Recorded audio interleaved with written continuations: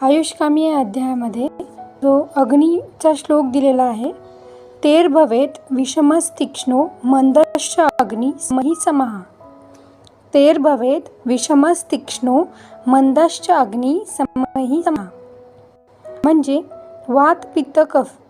तेर भवेत म्हणजेच हे जे वात पित्त कफ हे 3 दोष आहेत, त्यांचं जर आपण अग्नी बघितलं तर म्हणजे वात प्रकृतीचे व्यक्ती, पित्त प्रकृतीचे आणि कफ प्रकृतीचे अशा लोकांमध्ये अग्नी कशी असेल तर जे वात प्रकृती जी असेल तर त्यांच्यामध्ये जी अग्नी आहे ती विषम अग्नी असणार.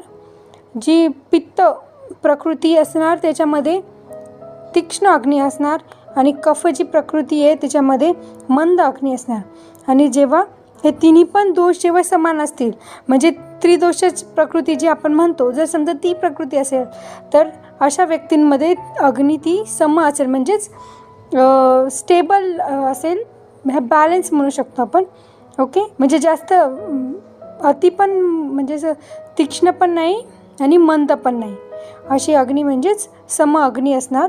म्हणून आपण असं म्हणू शकतो की हे म्हणजे आता बघितलं आपण विषम अग्नी, तीक्ष्ण अग्नी, मंद अग्नी असे आणि सम अग्नी हे 4 प्रकार आहेत अग्नीचे. ओके, वात पित्त कफच्या प्रधानतेनुसार. Okay, thank you.